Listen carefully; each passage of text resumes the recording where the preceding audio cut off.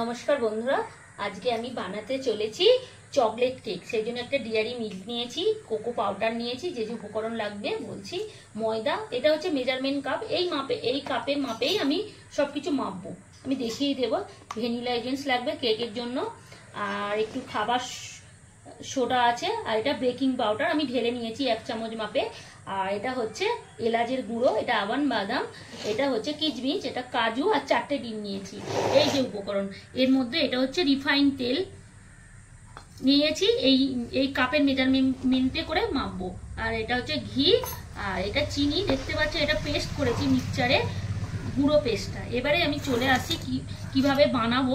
বানাবার আগে সবকিছু, এই যে মেজারমেন্ট কাপের আমি যে ময়দাটা নিয়েছি, এই মাপেরই আমি তেল নেব, চিনি নেব, এই কাপের মাপে।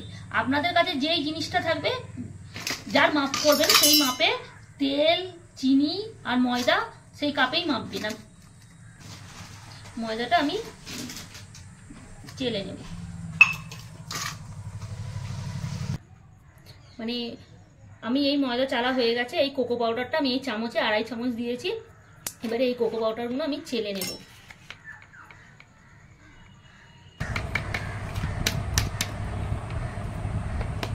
এই আমার কোকো পাউডার আর ময়দাটা একসঙ্গে মিক্স করবো, দুটোই চেলে নিয়েছি।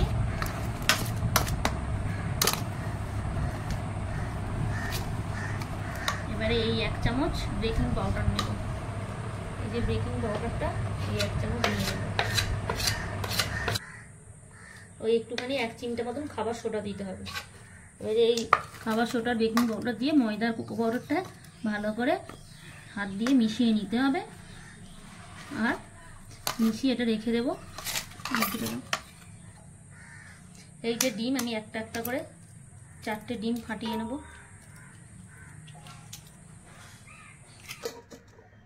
এই 4খানা ডিম আমার ফাটিয়ে এসে রেখে দিয়েছি। এবার ডিমটাকে অনেকক্ষণ ধরে আমাদের ইয়ে করতে হবে, বয়েল করতে হবে।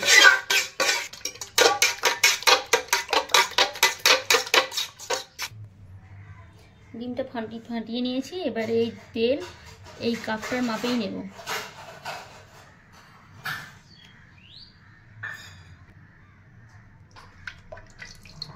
এবারে এই যে দুটো উপকরণ ভালো করে নাড়তে হবে। ডিমটা, তেলটা, যত কেকটা যত নরম তুলতুলা হবে ফাটতে হবে। হ্যান্ডউইচ যাদের থাকবে হ্যান্ডউইচ দিয়ে করতে পারে, তাহলে হাতে দিয়েই করতে হবে। আমি সব ঘরে যা যা পাত্র আছে ওতেই করব, কোনো কেকের মেশিনও লাগবে না, আর কিছুও হবে না। কাঠের উনানেও করা যাবে, আর গ্যাসেতেও করা যাবে। আমি এটা 20 মিনিট ধরে ফাটছি, ডিমটা, তেলটা। এবারে আমি চিনি ফাটবো। চিনিটা আমি মেজারমেন্টে মাপ করে নেব।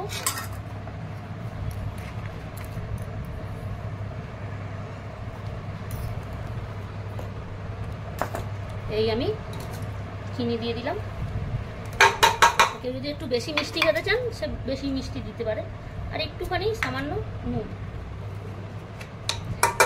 যতই চামচ দিয়ে হোক, হাতেই হচ্ছে ভালো কাজ হবে।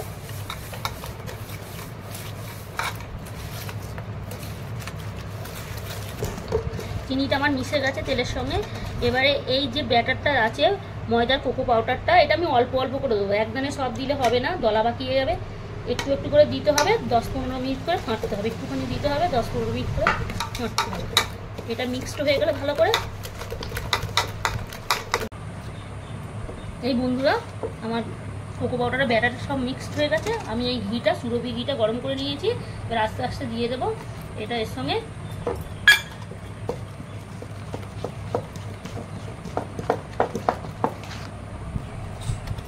এই যে দেখতে পাচ্ছেন ভ্যানিলা এসেন্স আমি ঢাকনায় করে নিয়ে দিয়েছি। বেশি দিলে হবে না, তিতো হয়ে যায়। এর ফ্লেভারটা আমি 5-6 ফোঁটা দেবো, 1 ফোঁটা, 2 ফোঁটা, 3 ফোঁটা, এই হয়ে গেল।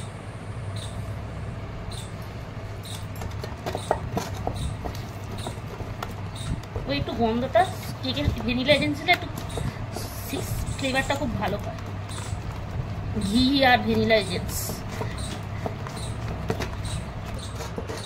এই যে এলাচের পেস্টটা আমি দিয়ে দেবো।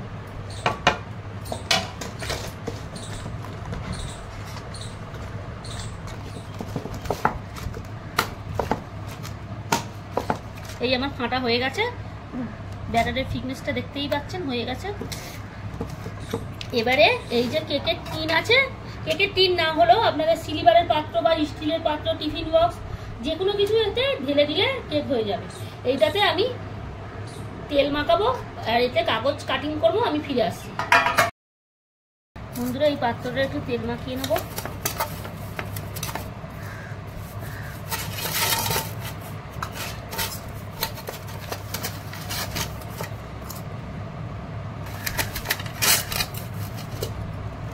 এবারে এই একটা ডায়েরির পেজ কেটে নিয়েছি, এটা এখানে ঢুকিয়ে দেবো।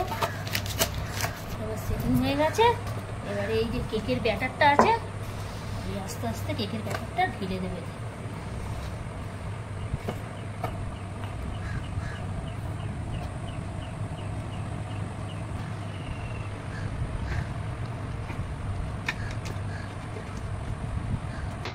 এই আমার ব্যাটারটা ঢালা হয়ে গেছে। এবারে ব্যাটারটা ঢালা হয়ে গেছে, হাওয়াটা যেহেতু না থাকে সেহেতু এইটাকে নিয়ে একটুখানি ভিতরটা হাওয়াগুলো বেরিয়ে যাবে। আপনারা যখন যেই পাত্রেই করবেন এরকম একটু ঝাঁকিয়ে নেবেন, হয়ে যাবে। এবারে আমি ফিরে আসছি। বন্ধুরা, এই একটা কড়াই আমি নুন দিয়েছি হাই হিটে, যেহেতু কেক বসাবো। আপনার নুনের পরিবর্তে বালিও দিতে পারেন। আমাদের ঘরে এখন বালি নেই, তাই নুন দিয়েছি। নুনটাকে পুরো গরম করতে হবে হাই হিটে, আর যখন কেকটা হবে লো ফ্লেমে দিতে হবে। এই আমার নুনটা গরম হয়ে গেছে, সাদা থেকে পুরো ব্রাউন কালার হয়ে গেছে, গরমের আতস উঠে গেছে।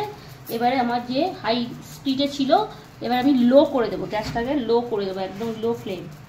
এবারে স্ট্যান্ড বসাতে হবে না, যেহেতু নুন ছাড়া এখানে অনেকটা ডিফারেন্স আছে, এখানে আটকিয়ে গেছে কড়াটার মধ্যে, সেহেতু স্ট্যান্ড বসাতে হবে না। না হলে আপনারা একটা স্ট্যান্ড বসিয়ে দেবেন।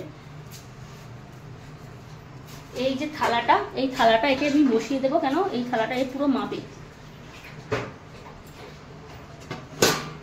পুরো গেড়ে যাবে।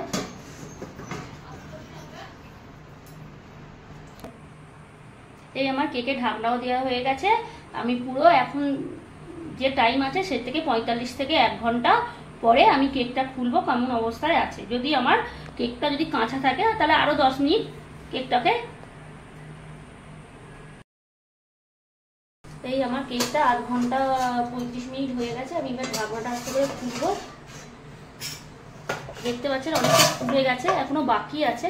তবু একবার চেক করব কতটা বাকি আছে, আমরা দেখবো। এখন অনেকটাই বাকি আছে। এবারে আমার মেন কাজ হচ্ছে, আমার খোলাটা দরকার আছে। এই যে আমাদের চকলেটটা আছে, এই চকলেটটা আছে, এই চকলেটটা এই অবস্থায় দিতে হবে। পুরোপুরি হয়ে গেলে দিলে হবে না। এই ঘষে ঘষে আমাদের এই চকলেটটা দিয়ে দিতে হবে। এবার আমি কেকটাকে সাজিয়ে দেব।